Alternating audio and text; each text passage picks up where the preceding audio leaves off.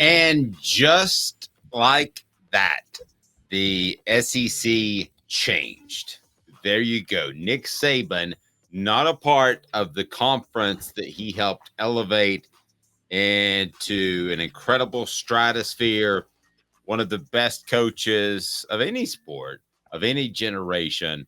What he did at Alabama and also to some extent LSU was nothing but phenomenal.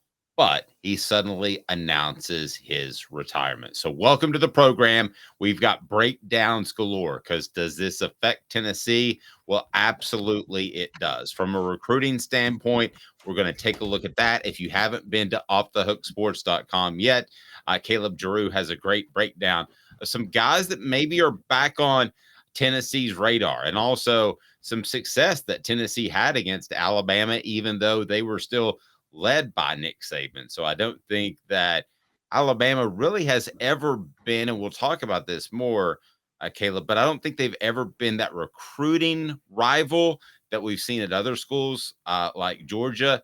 But clearly a lot to unpack as Nick Saban surprises the world and announces that he will retire. It's one of those sports moments, and I don't want to compare it to real stuff, real life moments, but it's one of those sports moments you'll probably remember where you were when you saw it forever and ever. Caleb, how are you, sir? I am good, Dave, and I was walking my dog when I saw it. So yes, that I texted you because for those who don't know, I had a boomer moment yesterday because I was reading Chris Lowe on Twitter. Chris Lowe first tweeted it, and I swore I had to look at the account like 5 times. Be like, I'm not sure I'm not looking at a parody account because you have all these parody accounts on Twitter. Jimmy Hyams is the biggest victim of that. and Yeah, and Chris's for some reason doesn't look like one you would pick right off the top. It almost looks like a parody account. So you because said he doesn't that, have the blue check, and yeah, and we don't know who has the blue check or not anymore.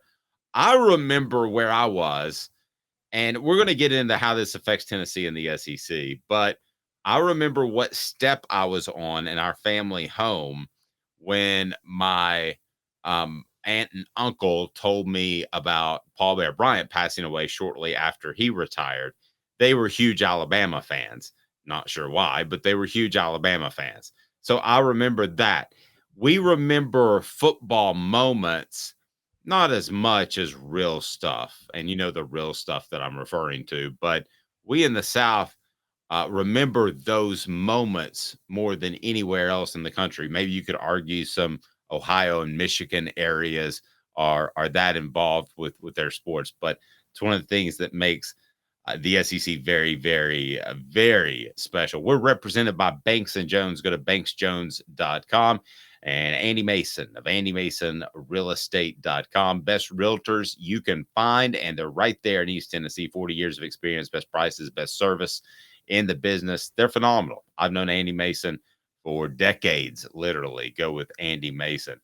Also, I think we have to question, and you did, is there something strange about this timing at all? Because you brought up some points in which Nick Saban had made some very strong statements about how he's still in it to coach.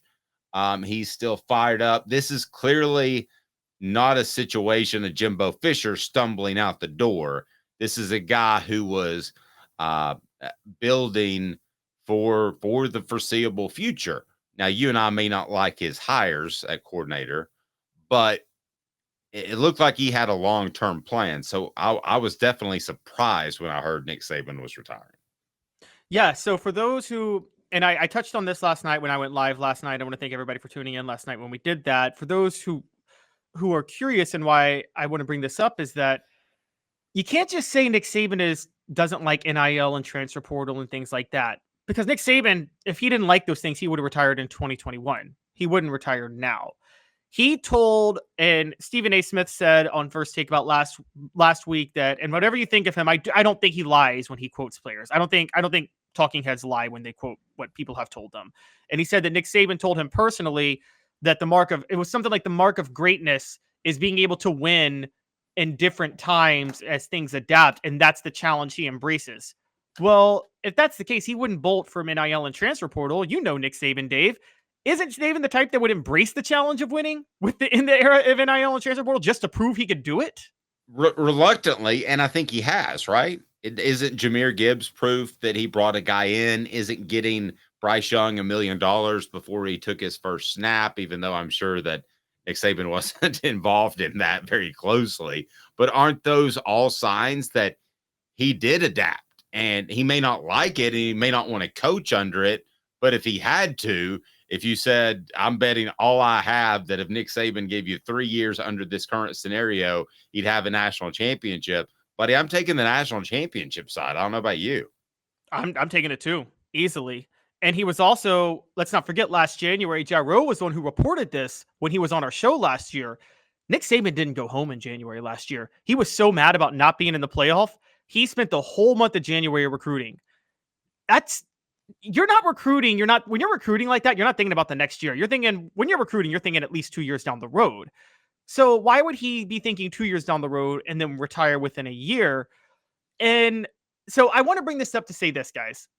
This is not an Urban Meyer situation where Urban Meyer faked a health issue just so he could run away from the SEC because he knew that he wasn't going to be able to compete with Alabama. And then he faked a health issue to leave Ohio State. It's not that situation. Nick Saban's not running from anybody. I think it could be a couple of things. And Dave, I wanted to bounce this off you and you give me your thoughts. If it's something personal, we're going to leave that alone because, we don't ever want to get into anything personal with anybody. So, and that could be nothing's come out. But if it's from a football perspective, do you think it's possible that after this transfer portal window just closed, Saban looked at the boosters at Alabama and realized they weren't going to pony up the NIL money compared to the other schools? And he realized that he just was going to be at a permanent disadvantage going forward and that it wasn't worth it at 72? On the surface, that sounds crazy, but I was talking to somebody about that. And right now, the channels are pretty easily set up where the money goes to the university. Right now, you assume, just like you assume that's coffee you made this morning because it was in the brown bag and it looked like coffee grounds. So you made coffee. Well, you assume that Nick Saban's going to have a talented roster if you're one of the boosters. So why not give to a building of the scientific arts that can be named after you? That's a little sexier than buying a backup running back. So yes, I think that's the challenge that Alabama is going to have, guys. Is talking to somebody about this yesterday. They are going to have to realize that unless they go out and get what Urban Meyer, and I don't think they're going to do that, but a guy who's proven can get players in there. There aren't those guys walking around the street. And unless they can get that, they're going to have to change their whole way of thinking. Let's remember, guys, a little bit older than me, Caleb, maybe older than you, but my age and older, there were times when Alabama was embarrassingly bad with secretaries, with women of the night yelling roll Tide. I mean, if I'm Alabama fan, I'm dead serious. If I'm Alabama fan, there's no guarantee that it's going to be Nick Saban 2.0 that walks through the door in a crimson suit tomorrow. I don't think there's any guarantee at all. And I wouldn't want to back the guy up. Be the next guy to Nick Saban. Yeah. Particularly if you know Alabama's not going to pony up the NIL money. Guys, we reported this last year. Saban, Dave, do you remember Nick Saban 2 years ago at a booster club saying Texas A&M bought their whole team and Jimbo Fisher getting mad about that? Yes, totally remember that. Absolutely. Nick Saban wasn't taking a shot at Jimbo Fisher there. He was taking a shot directly at his boosters. He was saying, hey, boosters, you guys need to pony up money if you're gonna, if you want us to win more, you need to pony up the money. And he didn't do that. And so I think Nick Saban has a really, really, really college football coaching is a stressful job as it is, guys. You have to understand that. The work-life balance of college football coaching right now is just not sustainable unless they change the calendar. If you're Nick Saban and you're 72 and Alabama's not ponying up the NIL money they need to compete with Georgia and even Tennessee for that matter, because Tennessee is actually lapping Alabama in NIL money too, why are you going to stay in this? Why would you stay in this when you are now coaching behind the 8 ball? Because Tennessee, Georgia, LSU, all are in better positions infrastructure-wise right now when it comes to NIL. It's kind of a big deal. And I got to be honest, I I think this last transfer portal window opened Saban's eyes. Saban makes business moves. He left Michigan State for LSU because he knew what the potential was at LSU. And Dave, you know the story on that.